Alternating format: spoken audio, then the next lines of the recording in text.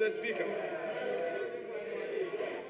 this is the man who, 1997, entered the Chamber of Parliament during the second Parliament of this Republic. He inspired the youth of this country through his advocacy. Hansa testified of his great work in the chamber of this House. Then, as students, we sat at the gallery to observe and to take inspiration from him. Mr. Speaker, through resilience, through firmness of conviction, he tried over and over again and made it to the presidency. Mr. Speaker, today he has fulfilled a constitutional obligation to boldly deliver for Hansa his records in office for the 8 years.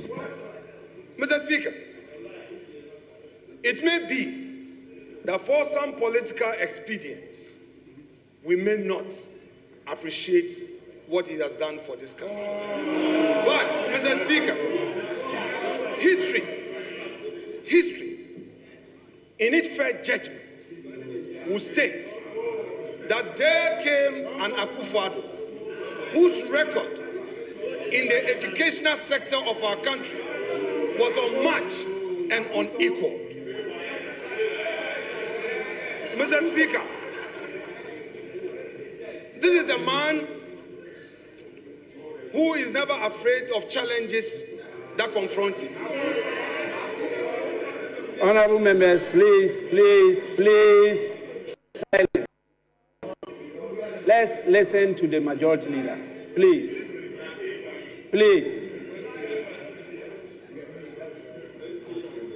Mr. Speaker, he has given us data, which data tells us the record he came to meet and the record he's leaving us with. Mr. Speaker,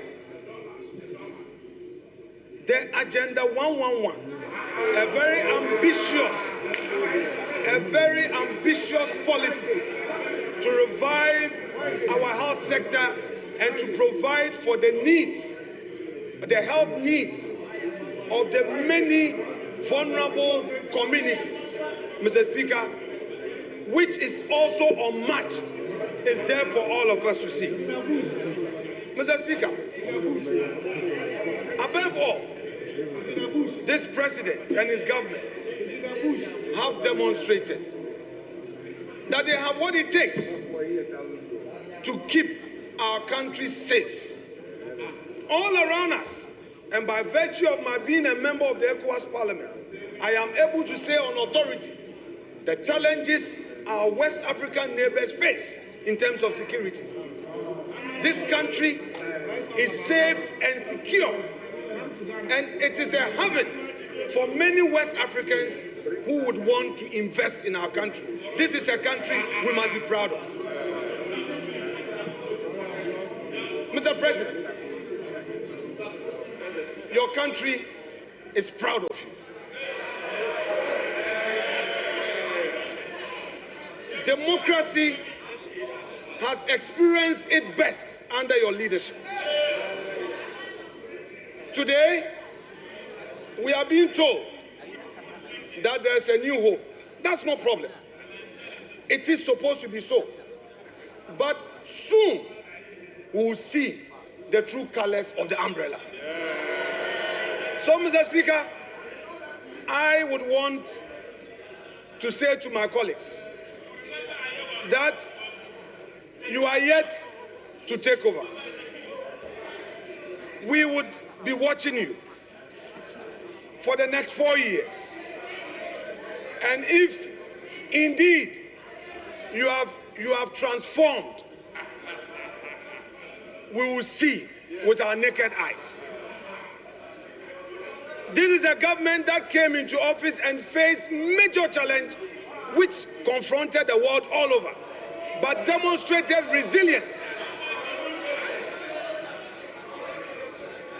This is a government that ensured that in spite of the COVID, all government sector workers were paid. This is a government that kept the lights on. This is a government that ensured that over 5.7 million Ghanaians had access to education. And Mr. Speaker, I would want to relate to this issue of free SHS. It took the grace of God for me to complete secondary education because my mom could not afford, my stepdad could not afford. It took the grace of God.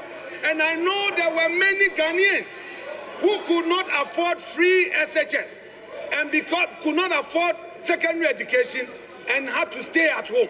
We know in our communities today, all those who could not get free SHS benefited from it when Akufo-Addo assumed office. Mr. Speaker,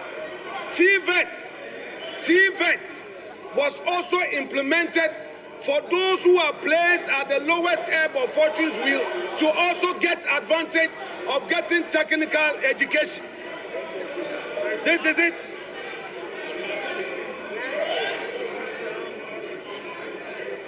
This is the record that Nana Addo Dankwa Akufo-Addo is leaving us with. Mr. Speaker, posterity will be the utmost judge. And I repeat, soon and very soon, the Ghanaian people will see the true colors of this umbrella. I rest my case. Thank you, Mr. Speaker.